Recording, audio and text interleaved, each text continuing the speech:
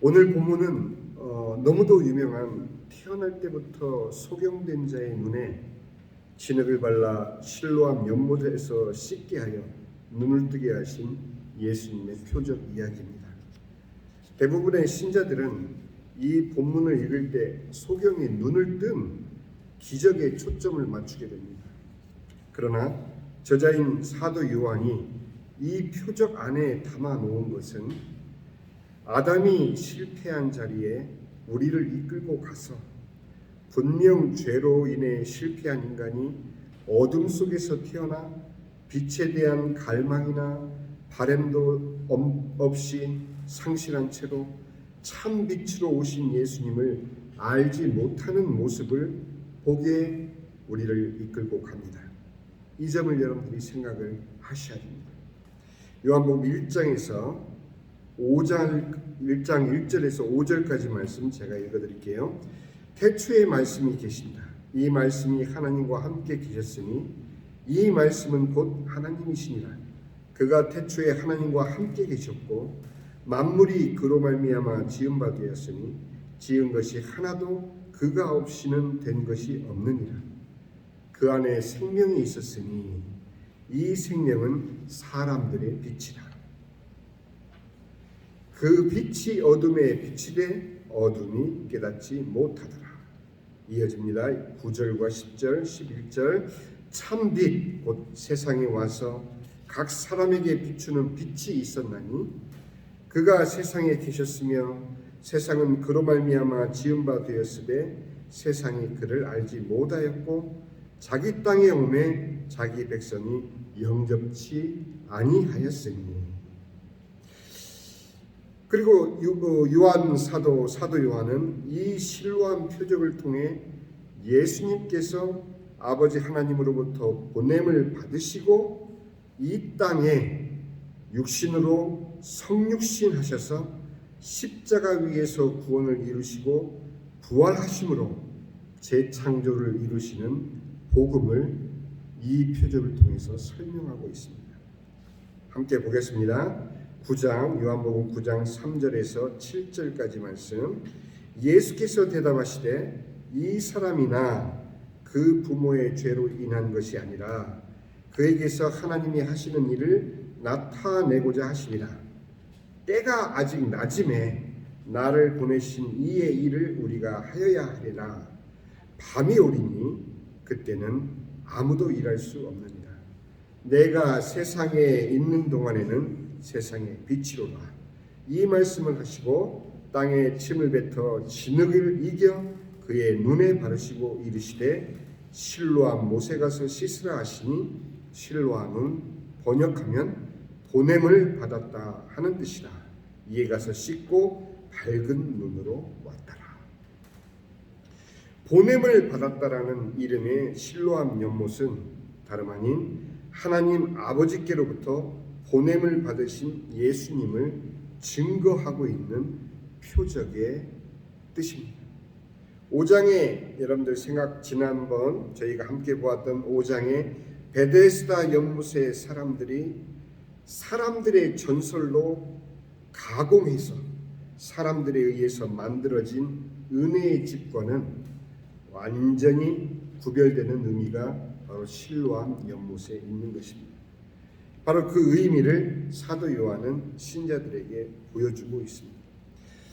베데스다 중풍병자도 실로암의 소경도 그들에게는 낫고자 하는 의지나 빛에 대한 감각조차도 없었습니다.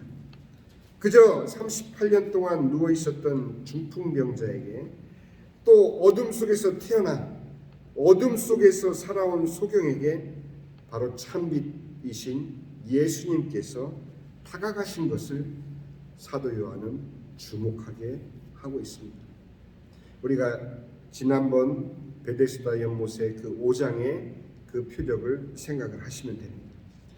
그러나 이제 본격적인 드라마가 전개되는데 중풍에서 치유받자마자 안구가 없던 소경이 눈을 뜨자마자 이 5장과 9장의 두 병자의 이야기를 제가 같이 드리는 거예요. 잘 따라오셔야 됩니다. 안 그러면 드라마 줄거리를 놓치게 돼요.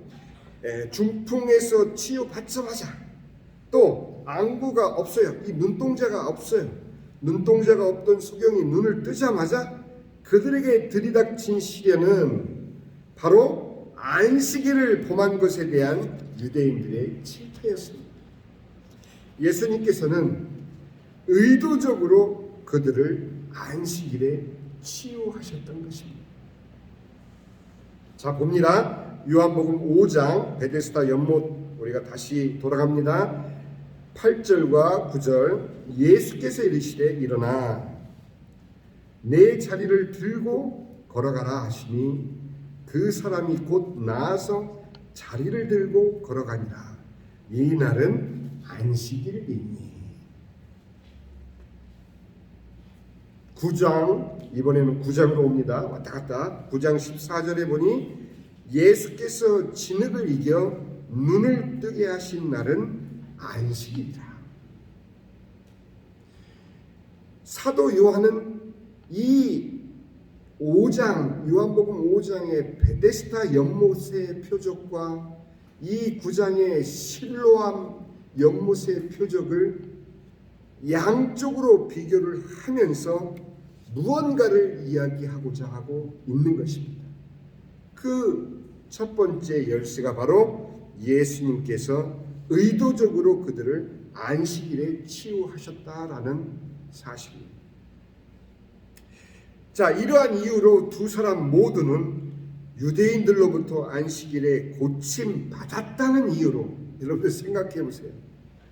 아니, 환자가 고침을 받았으면 이거는 잔치를 벌릴 일 아닙니까? 여유가 있었다면 이거는 정말 모두가 칭찬하고 기뻐해야 될 그런 일이 아니었나요? 그런데 이 고침받은 환자들을 유대인들이 박탈하기 시작합니다. 왜 그러냐? 바로 그들이 안식일에 고침을 받았다라는 그 이유 하나 때문에. 말이 안 되는 스토리예요. 그런 그들을 예수님께서 다시 찾아오셨을 때 이제 드라마의 클라이막스가 진행이 됩니다. 두 사람의 반응이 너무도 달라지기 때문인 것입니다. 같이 보셔야 돼요. 베데스다의 5장의 베데스다의 그 고침받은 병자와 실로암 연못에서 고침받은 소경과의 그 둘의 상황을 여러분들이 비교를 하면서 생각을 하셔야 됩니다. 베데스다 병자는 자기를 고친 이가 예수님이심을 알고 곧바로 유대인들에게 밀고를 하였습니다. 왜? 당시 유대인 사회에서 유대인으로부터 왕따를 당하게 되면 그는 살아갈 수가 없는 거예요. 38년 된 중풍을 고침받은 그 기쁨은 어디로 가고 이제 살아갈 날이 막막해지는 것이에요. 그러니 그를 다시 찾은 예수님이 바로 자기를 고친 분이라는 것을 알자마자 바로 유대인들에게 밀고를 하였던 것입니다. 그 결과 유대인들이 예수님에 대한 핍박이 시작되는 원인을 제공하게 된 것입니다. 베데스다 연못에 고침받은 그 환자는 바로 사도 요한이 그가 고침받은 기적의 눈을 빼앗길까봐 바로 우리의 시선을 그의 밀고로부터 유대인들이 예수님을 핍박하기 시작하였다는 사실을 우리에게 표적을 통해서 알려주고 있는 것을 여러분들이 기억을 하셔야 됩니다. 그 이전에는 예수님이 안식일날 병자를 고치지 않으셨어요. 안식일날 병자를 고친 첫 표적이 바로 베데스다 연못의 그 38년 된 병자예요. 이제 두 번째 바로 실로암 연못에서 눈을 뜨게 된 그 소경이 바로 그와 대비되는 똑같은 안식일 날 고침받은 환자였기 때문입니다. 자, 이제 달려갑니다. 그 결과 유대인들의 예수님에 대한 핍박이 시작되는 원인이 바로 그 병자의 밀고였다는 사실. 예수님께서 이미 14절에 요한복음 5장 14절에 경고를 하셨어요. 두 번째 그에게 나타나셨을 때 예수님께서는 그에게 경고를 하였습니다. 여러분들 그냥 막 훅 읽고 지나갔지만 이제 이 이야기를 듣고 한번 생각을 해보세요. 자, 14절입니다. 그 후에 예수께서 성전에서 그 사람을 만나 이르시되 보라 내가 나았으니 더 심한 것이 생기지 않게 다시는 죄를 범하지 말라 하시니 그 사람이 유대인에게 가서 자기를 고친 이는 예수라 하니라.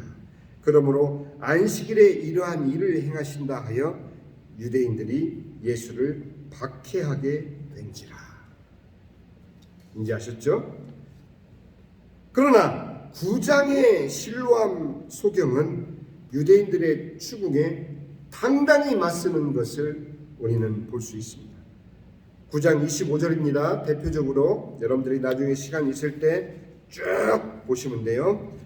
9장 25절에 보니 대답하되 그가 죄인인지 내가 알지 못하나 한 가지 아는 것은 내가 맹인으로 있다가 지금 보는 그것입니다. 그는 자신에게 일어난 요한의 우리에게 주고자 하는 가르침이에요. 우리에게 이 표적을 통해서 주고자 하는 메시지입니다. 자신에게 일어난 재창조의 표적을 증거하면서 누가 자신을 보게 했는지는 모르나 자신을 보게 한 자가 하나님으로부터 오셨음을 이 소경이 고백을 하고 있습니다. 여러분 이 점을 여러분들이 명심하셔야 돼요. 요한복음 9장 30절에서 33절까지 제가 읽어드립니다. 찾으신 분은 같이 눈으로 따라오시면 돼요. 그 사람이 대답하여 이르되 이상하다. 이것은 유대인들이 그 소경, 눈뜬 소경을 핍박을 하자 그가 유대인들을 향해서 이제 아주 당당하게 외친 내용이죠.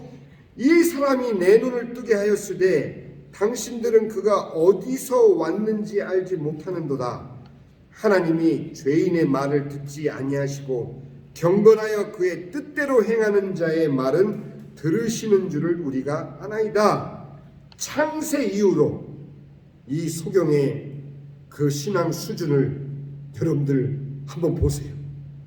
그가 얘기합니다. 창세 이후로 맹인으로 난 자, 자기 자신을 얘기하는 거예요. 맹인으로 난 자의 눈을 뜨게 하였다 함을 듣지 못하였으니 이 사람이 누구? 이 사람, 자기의 눈을 뜨게 한 이 사람이 하나님께로부터 오지 아니하였으면 아무 일도 할 수 없으리이다. 아까 베데스다 5장의 베데스다 연못에 고침받은 그 중풍병자는 예수님을 만나자마자 그 어떤 자기가 입은 은혜에 대한 간증이나 증거나 아무런 말도 없이 바로 유대인들에게 달려가서 자기를 고친 자가 예수라는 것을 바로 밀고 있습니다. 그에 반해서 이 실로암 소경은 이처럼 놀라운 신앙 고백을 하고 있는 것이에요. 근데 이 신앙 고백을 한 시점이 언제냐? 예수님을 모르고 있는 상태에서 그가 증언한 내용이라는 거예요. 자기를 고친 자가 예수라는 것을 그는 모르는 상태에서 이상하다. 왜 너희들은 모르니? 그가 죄인이라면 어떻게 이런 일이 일어날 수 있냐?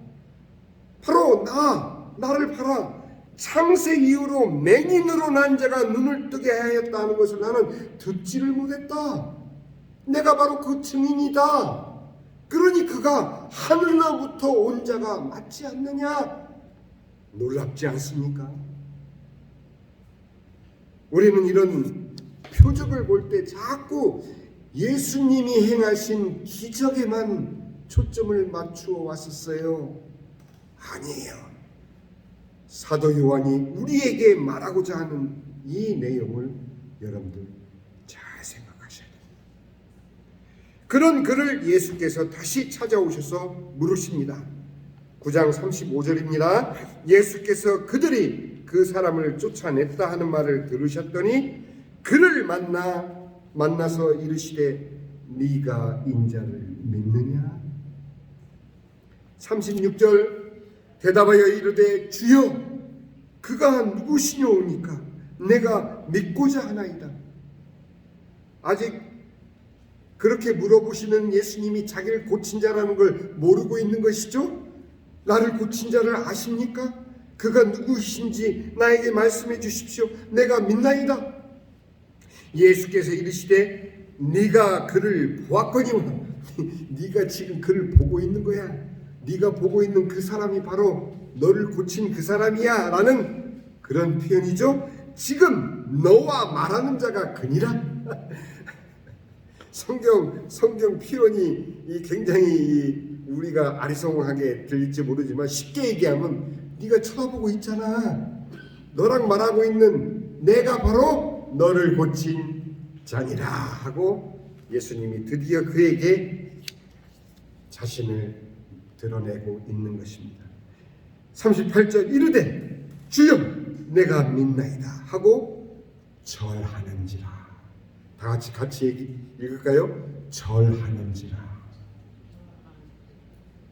베데스다 연못에 고침받은 그 병자는 어떤 간증도 어떤 액션도 어떤 신앙의 어떤 액션도 없이 바로 밀고자가 되었는데 이 실로암 소경은 이처럼 예수님을 놀랍게 경배하기 시작한 것입니다. 예수님의 엄청난 은혜를 받은 그 두 사람이 이처럼 달라진 것입니다. 39절입니다. 예수께서 이르시되 내가 심판하러 이 세상에 왔으니 보지 못하는 자들은 보게 하고 보는 자들은 맹인이 되게 하려 함이라 하시니 바로 이 이유 때문에 그가 소경으로 태어나서 살면서 예수님을 기다려 온 삶을 살았던 것입니다. 예수님의 엄청난 은혜를 받은 두 사람의 삶을 통한 신앙의 반응은 이처럼 너무도 달랐던 것입니다. 베데스다 병자는 예수님을 핍박하는 시작점이 되었고 실로암 소경은 요한복음 4장에서 예수님께서 말씀하신 영과 진리로 예배를 드리는 첫 예배자가 된 것입니다. 절하였느니라. 절하는지라. 요한복음 4장 23절 24절 아버지께 참되게 예배하는 자들은 영과 진리로 예배할 때가 오나니 곧 이때라. 아버지께서는 자기에게 이렇게 예배하는 자들을 찾으시느니라. 예수님은 그 소경을 찾고 계셨던 것이죠. 아니 알고 계셨던 것이죠. 제자들이 저가 맹인으로 안구 없이 태어난 것은 누구의 죄 때문입니까? 물었을 때 하나님의 놀라운 일을 행하기 위해서라고 답변하신 그 이유가 바로 이 뜻인 것입니다.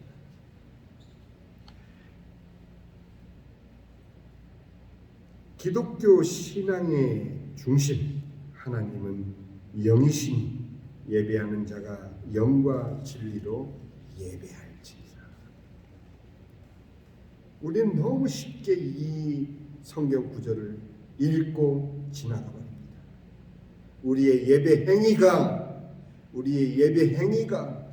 예배 1시간 끝나면 1시간으로 제한된 그 시간 동안에 내가 찬송하고 헌금하고 설교 듣고 하는 그 행위가 예배라고 우리는 생각하고 있습니다. 아니에요.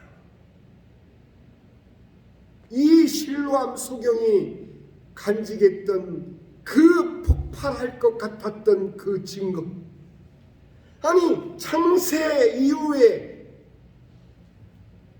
장님으로 태어난 자가 눈뜬 일이 있었느냐? 아니 창세 이후에 나 같은 자가 하나님의 자녀가 된 그 일이 어떻게 일어날 수 있느냐? 그 기쁨이 터져 나오는 감격이 바로 예배의 기쁨이 되어야 되는 것입니다. 기독교 신앙의 중심은 기적과 이사가 아닌 신앙 고백이 담겨 있는 진정한 감격의 예배라는 사실, 이 사실을 사도 요한은 두 표적의 주인공을 대비시켜서 우리에게 보여주고 있는 것입니다. 몸이 불편하셔서 거동이 힘들어서 교회에 함께 나오셔서 예배하기 힘드시다면 있는 자리에서 이 고침받은 소경처럼 절하시는 것입니다. 절하는지라 내가 믿나이다 하며 절하는지라. 아무 미사여구도 필요 없어요.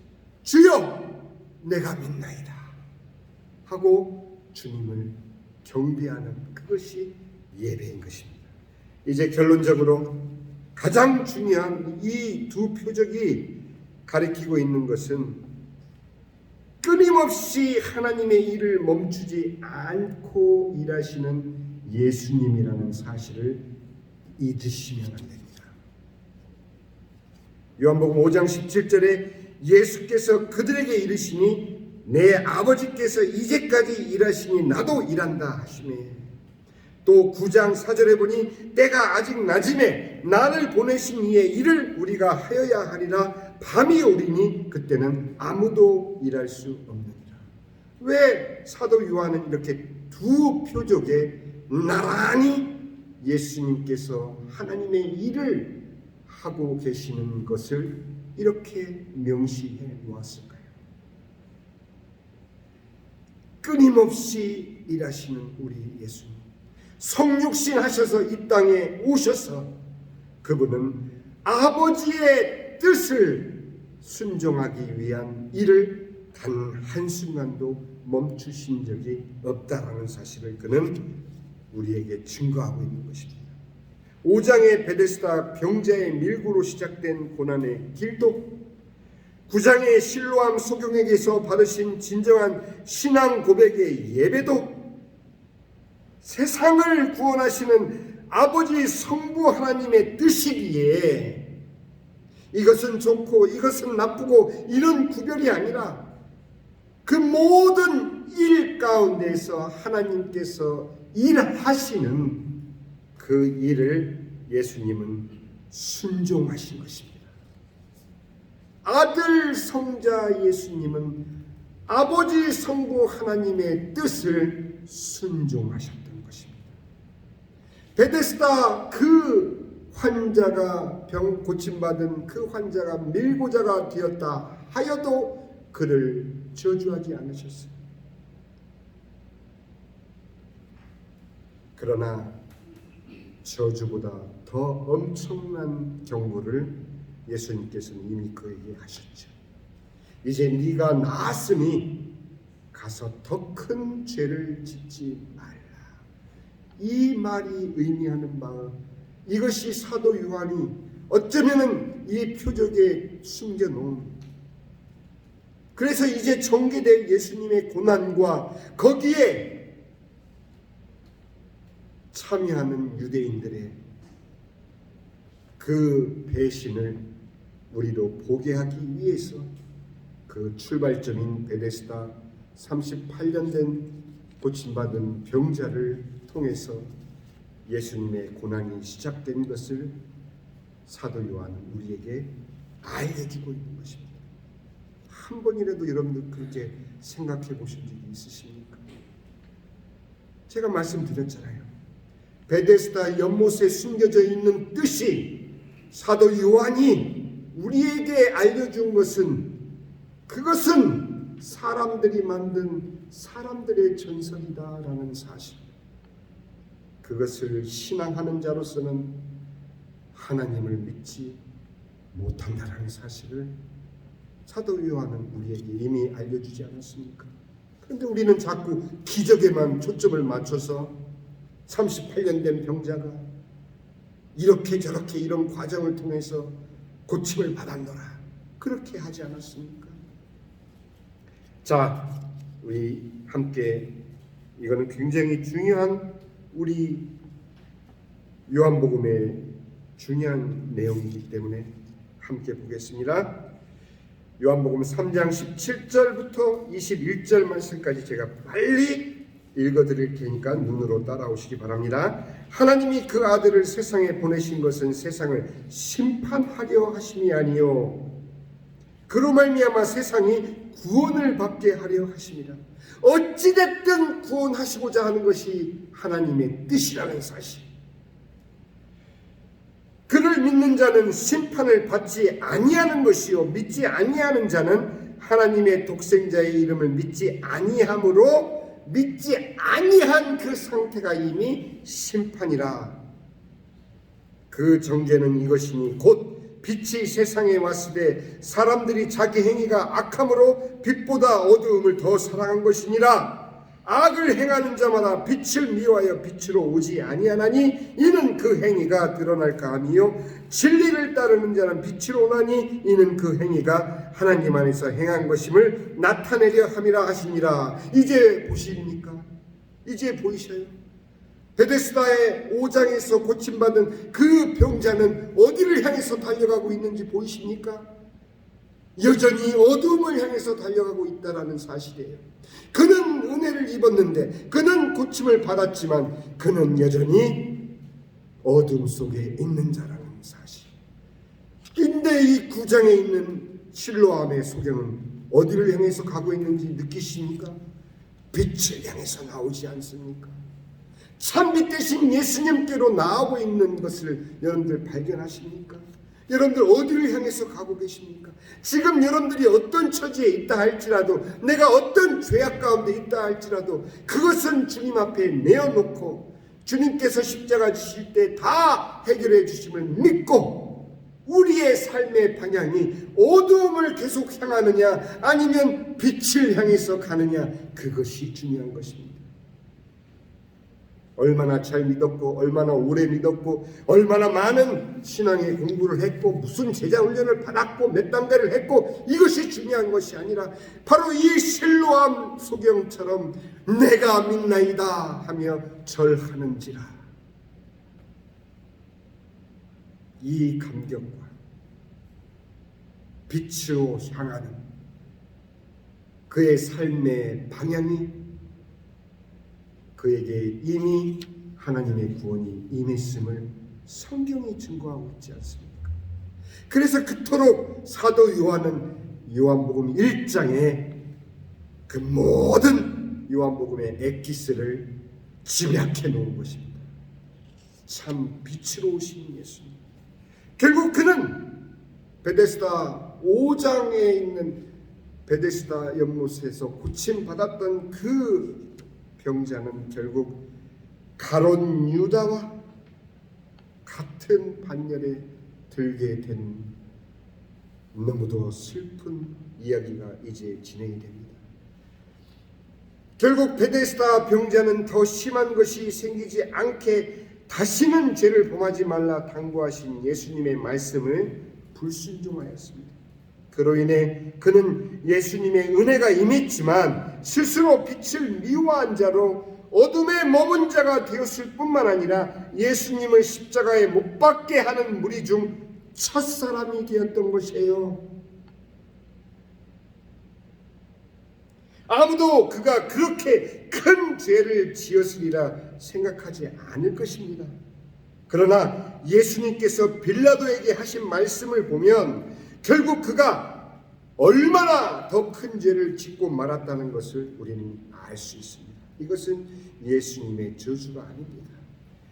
예수님께서 5장 14절에서 그에게 경고하신 더 큰 죄를 짓지 말라 하신 그 내용이 요한복음 19장 11절에 나와 있습니다.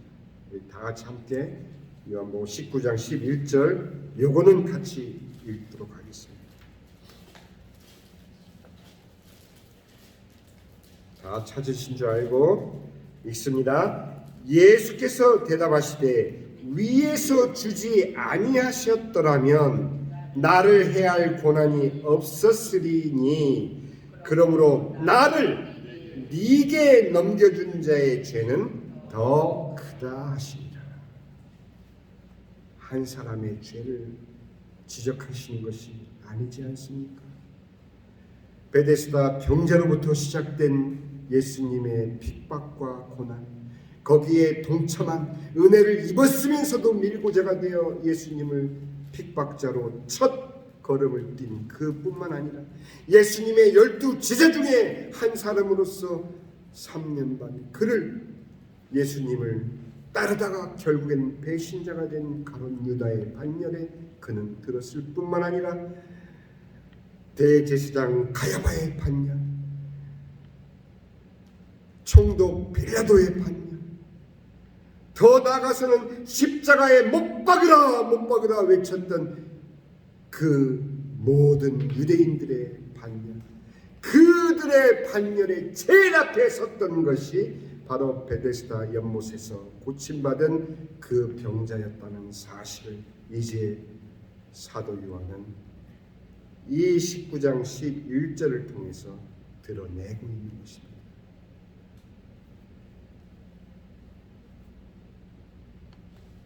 왜 사도 요한이 수많은 예수님의 기적 중에 특별히 이 두 기적을 표적으로 해서 우리에게 비교하며 보여준 이유가 무엇인지 우리는 생각해야 됩니다. 그건 여러분들의 숙제입니다. 생각하셔야 됩니다.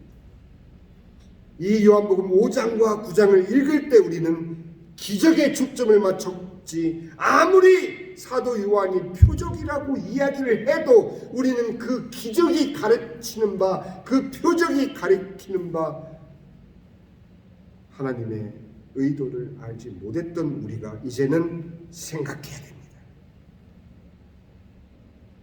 내가 믿고 있는 기독교의 내용은 과연 무엇인가 생각해야 됩니다. 교회는 과연 무엇을 지키고 지금 전파하고 있는가 생각해야 됩니다. 나의 신앙 고백은 과연 예수님을 감동하게 해드릴 수 있는가 혼자 스스로에게 물어보셔야 됩니다. 더 현실적으로는 나는 교회의 예배가 행복한가 물어보셔야 됩니다. 우리는 같은 그리스도인이기에 서로를 반가워하고 있는가 물어보셔야 됩니다. 왜? 혹시 우리가 우리 스스로 만든 베데스다에 모여 앉아 기독교회라고 부르며 누워있는 것은 아닌지 모르기 때문에 그렇습니다. 우리 스스로 만든 베데스다, 혹시 우리 스스로 본다 하며 맹인이 되어가고 있는 것은 아닌지 우리 스스로를 돌아봐야 됩니다. 요한복음 9장 39절에 예수께서 이르시되 내가 심판하러 이 세상에 왔으니 보지 못하는 자들은 보게 하고 보는 자들은 맹인이 되게 하려 함이라 하시니, 이것이 실로암 표적의 사도 요한의 의도였습니다. 마지막으로 예수님께서 이미 이사야에게 들려주셨던 하나님의 탄식을 직접 예수님이 육신을 입고 이 땅에 성육신 하셔서 실로암 표적을 통해서 우리에게 보여주셨다는 사실을 결론적으로 여러분들께 말씀드리고 기도하겠습니다. 이사야서 6장 9절에서 10절 말씀입니다. 여호와께서 이르시되 가서 이 백성에게 이르기를 너희가 듣기는 들어도 깨닫지 못할 것이요 보기는 보아도 알지 못하리라 하여 이 백성의 마음을 둔하게 하며 그들의 귀가 막히고 그들의 눈이 감기게 하라. 염려하건대 그들이 눈으로 보고 귀로 듣고 마음으로 깨달아 다시 돌아와 고침을 받을까 하노라. 그렇게 하나님의 탄식을 이사야에게 들려주셨습니다. 이제 예수님께서 성육신 하셔서 실로암 연못에서 맹인을 고치시고 바로 이 탄식을 직접 우리에게 말씀하고 계신 것입니다. 우리는 맹인이었다가 눈을 뜬 자가 되어야 됩니다. 우리가 안다 하며 우리가 믿노라 하며 맹인이 되어가서는 안 된다라는 것이 바로 이 드라마의 모든 결론입니다.